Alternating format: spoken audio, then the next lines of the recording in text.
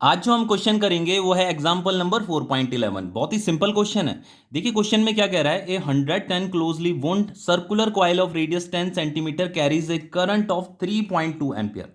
देखो हमारे पास एक सर्कुलर कॉइल है जिसमें टोटल कितने टर्न्स हैं, 100 टर्न्स हैं। ठीक है, तो यहाँ पे जो भी वैल्यू गिवन है वो मैंने यहाँ पे लिखी हुई है। नंबर ऑफ टर्न्स कितने हैं, 100 टर्न्स है।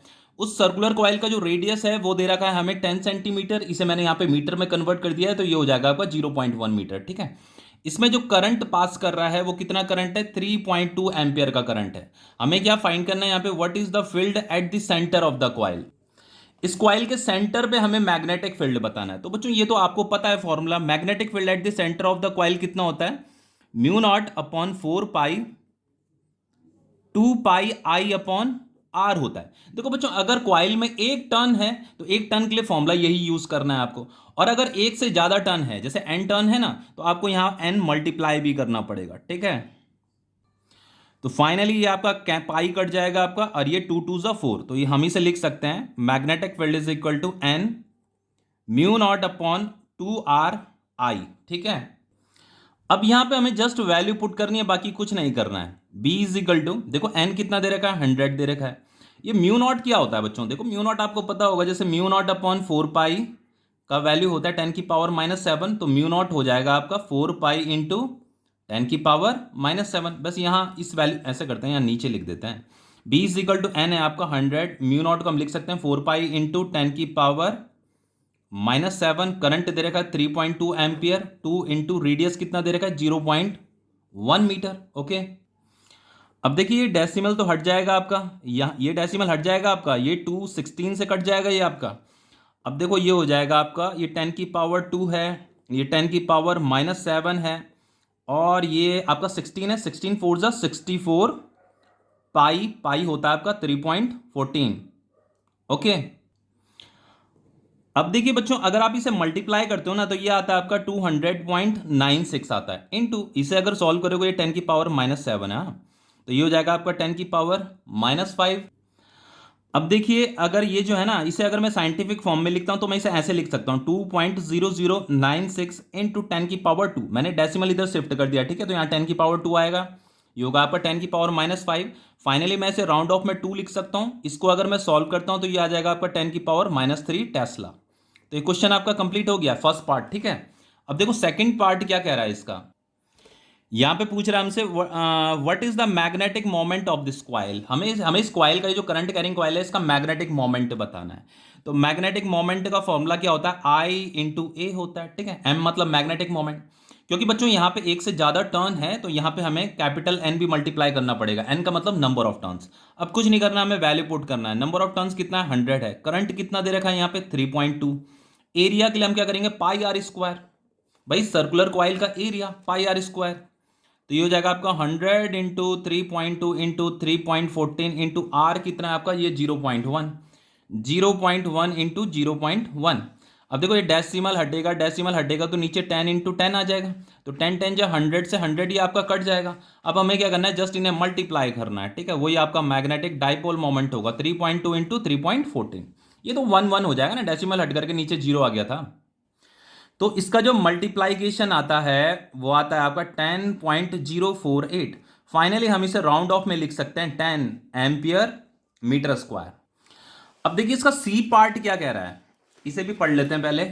यहां पे कह रहा है the coil is placed in a vertical plane and is free to rotate about a horizontal axis. ठीक है, कॉइल को हमने वर्टिकल प्लेन में रखा हुआ, इसी वाली करंट कैरिंग कॉइल को, ये जो सर्कुलर कॉइल है इसे अब हमने ऐसे वर्टिकल प्लेन में रख दिया इस तरीके से बच्चों, इस तरीके से। ये आपका हॉरिजॉन्टल प्लेन है, ये आपका वर्टिकल प्लेन है। ठीक है, इसमें करंट ऐसे पास कर रहा है।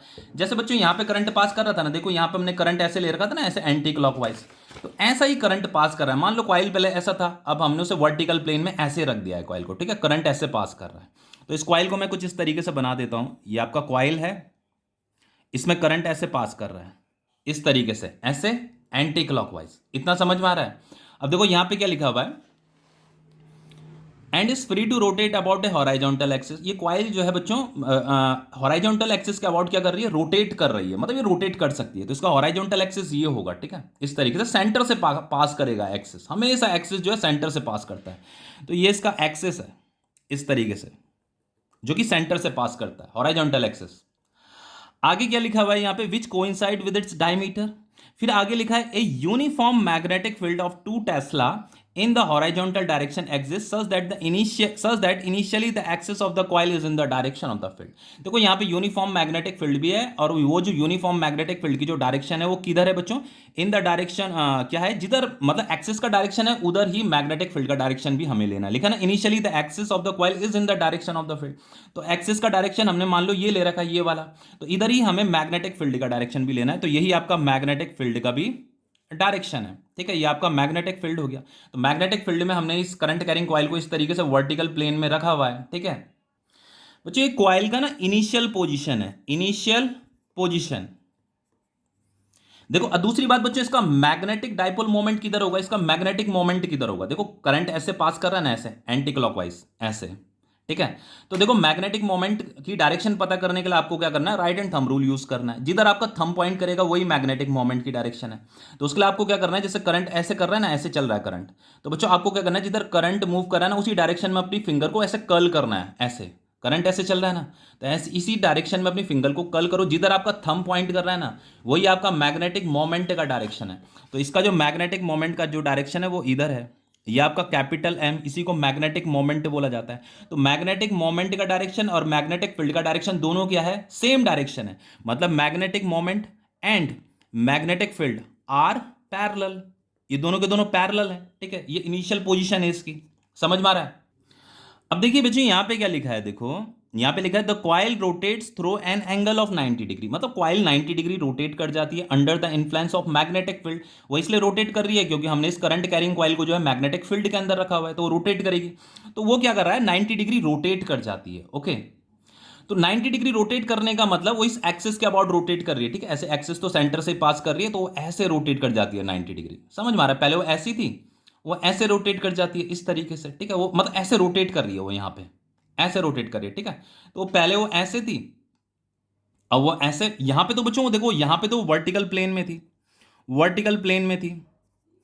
अब वो जैसे ही ऐसे 90 डिग्री रोटेट करेगी, अब वो हॉराइजॉन्टल प्लेन में आ जाएगी। ठीक है, कैसी आ जाएगी, ऐसे ऐसी हो जाएगी। अब वो हॉराइजॉन्टल प्लेन में, ये करंट है आपका, करंट तो ऐसे एंटी क्लॉकवाइज है ना, यहां पे भी देखो ये एंटी क्लॉकवाइज ही है।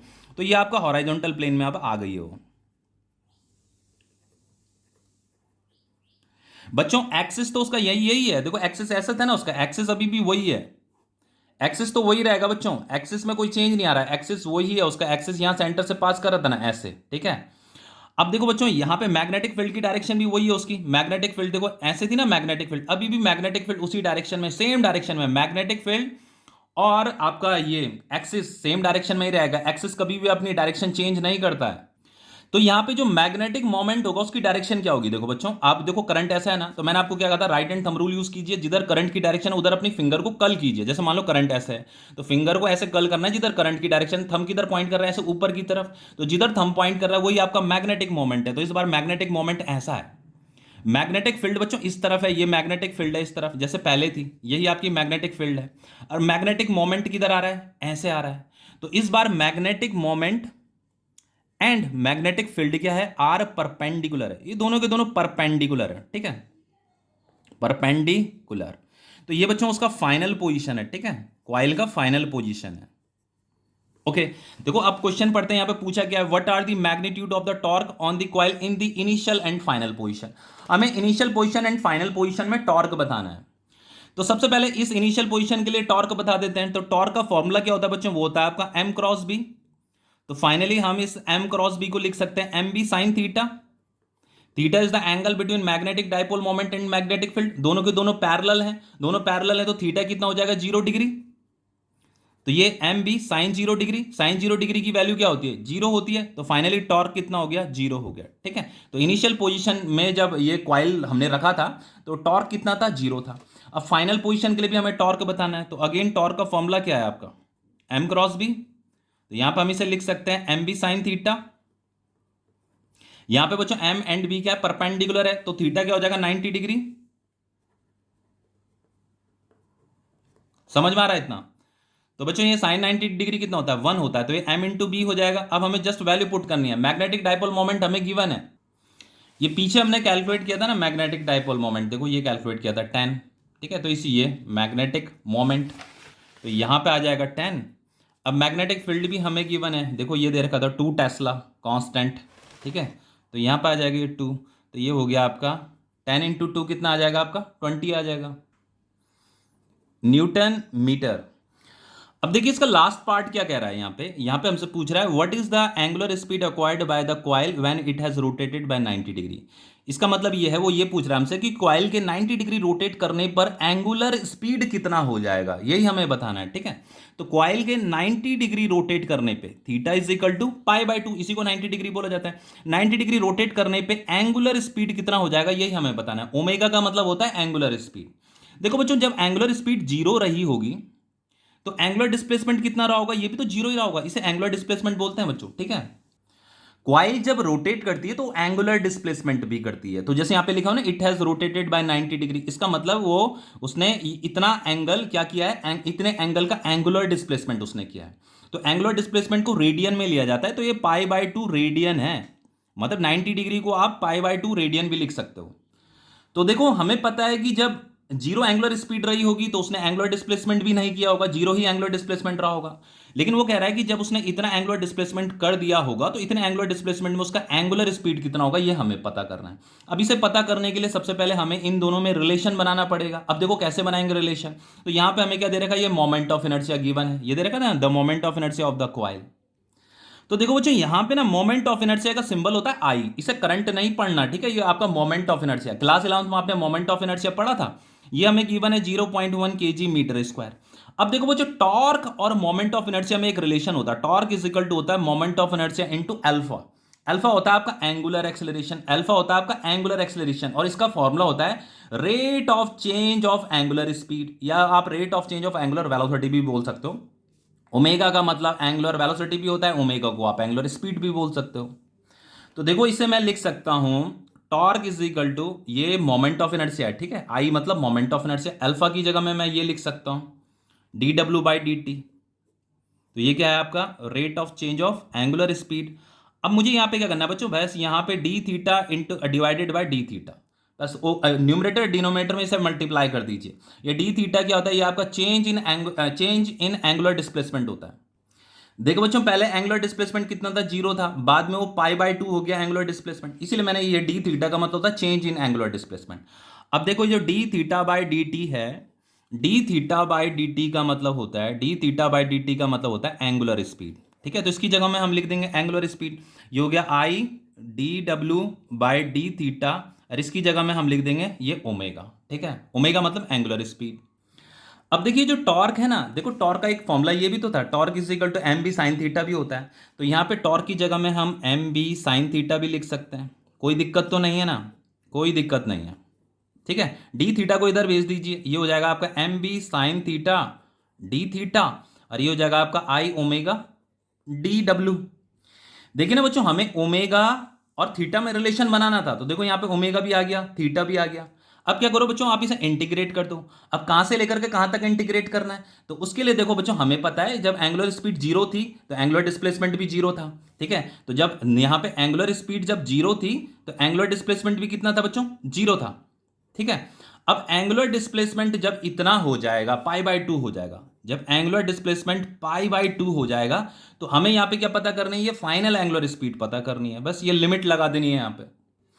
अब देखो बच्चों इसे सॉल्व कीजिए, ये मैग्नेटिक मोमेंट है, ये तो कांस्टेंट है, मैग्नेटिक फील्ड भी कांस्टेंट है, ये तो बाहर आ जाएगा आपका, ठीक है। ये साइन थीटा डी थीटा अंदर ही रहेगा, ठीक है, यहाँ लिमिट भी लगा दो, theta is equal to zero, theta is equal to pi by 2, और यहाँ पे बच्चों आई तो कांस्टेंट है आपका, तो इसके अंदर रह जाएगा आपका ये ओमेगा डी डब्ल्यू, यहाँ पे ये जीरो, और ये आपका फाइनल एंगुलर स्पीड जो हमें निकालनी है। अब देखो इसे सॉल्व कीजिए, ये हो जाएगा आपका एम बी, ये साइन थीटा डी थीटा कितना होता है, माइनस कॉस थीटा होता है, ये मैथ्स का फॉर्मूला है, ठीक है बच्चों। यहाँ पे मैं मैथ्स कर रहा हूँ, बाकी कुछ नहीं कर रहा, तो यहाँ पे ये पाई बाय 2 आ जाएगा, ये ऊपर वाली लिमिट है, यहाँ पे आ जाएगा आपका जीरो, ठीक है। आई इज इक्वल टू, अब इस यहाँ पे इसे, ये भी आपका फॉर्मूला है, ठीक है, इसे जब मैं सॉल्व करूंगा तो ये आ जाएगा omega square divided by 2, omega square divided by 2, यहाँ आएगा आपका फाइनल एंगुलर स्पीड, ये आ जाएगा आपका जीरो। ये सिर्फ मैथ्स हो रही है बच्चों। अब देखिए M B is equal to, यहाँ पे हम लिखेंगे माइनस कॉस, ये थीटा की जगह में आ जाएगा आपका पाई बाय 2, फिर माइनस आएगा, फिर माइनस कॉस थीटा की जगह में आ जाएगा आपका जीरो, ठीक है। और ये आई, ये हो जाएगा आपका ओमेगा, ओमेगा की जगह में ओमेगा फाइनल आ जाएगा, ठीक है, क्योंकि हमें यही तो फाइंड करना है, ठीक है। जैसे यहाँ पे मैंने थीटा की जगह में पाई बाय 2 पुट किया था ना, तो अब हम ओमेगा की जगह में इसे पुट करेंगे, समझ में आ रहा है, ये डिवाइडेड बाय 2, फिर माइनस, फिर ओमेगा की जगह में इस जीरो को पुट करेंगे डिवाइडेड बाय 2। अब इसे सॉल्व कर लेते हैं। देखो ये तो आपका जीरो हो जाएगा, और ये कॉस जीरो कितना होता है, 1 होता है, तो यहाँ इंटू 1, ठीक है, और ये हो जाएगा आपका आई ओमेगा स्क्वायर डिवाइडेड बाय 2। तो ये आपको ओमेगा स्क्वायर हम आपको निकालना है फाइनल एंगुलर स्पीड, ठीक है, ये हो जाएगा 2mb डिवाइडेड बाय आई। तो ये final angular speed is equal to हो जाएगा आपका 2mb डिवाइडेड बाय आई। आई क्या है आपका मोमेंट ऑफ इनर्शिया, ठीक है। तो ये 2 हो गया। मैग्नेटिक मोमेंट कितना कैलकुलेट किया था बच्चों हमने, देखो यहाँ पीछे गिवन है हमें, ये था मैग्नेटिक मोमेंट, देखो ये कैलकुलेट किया था हमने 10, तो यहाँ पे आपका 10 आ जाएगा, मैग्नेटिक मोमेंट आएगा आपका 10। मैग्नेटिक फील्ड हमें, यूनिफॉर्म मैग्नेटिक फील्ड हमें गिवन था 2, और मोमेंट ऑफ इनर्शिया हमें गिवन था 0.1, ठीक है। तो ये डेसिमल हटेगा तो यहाँ चले जाएगा, ऊपर 10 आ जाएगा। तो देखो बच्चों इससे हम क्या, देखो ये 2 और 2 तो बाहर आ जाएगा, पीयर से बाहर आ जाएगा, और ये 10 भी बाहर आ जाएगा, 2 इंटू 10, तो ये कितना आ गया आपका 20 आ गया। तो ये आपका एंगुलर स्पीड आ गया। एंगुलर स्पीड को रेडियन पर सेकंड में मीजर किया जाता है। देखो बच्चों एनसीईआरटी में यहाँ पे ना देखो ये 20 पर सेकंड लिखा हुआ है, ऐसे नहीं लिखा जाएगा, इसे लिखा जाएगा 20 रेडियन पर सेकंड लिखा जाता है, ठीक है, थोड़ा मिस्टेक था यहाँ पे, ठीक है। ओके, तो ये क्वेश्चन आपका कंप्लीट हो गया है।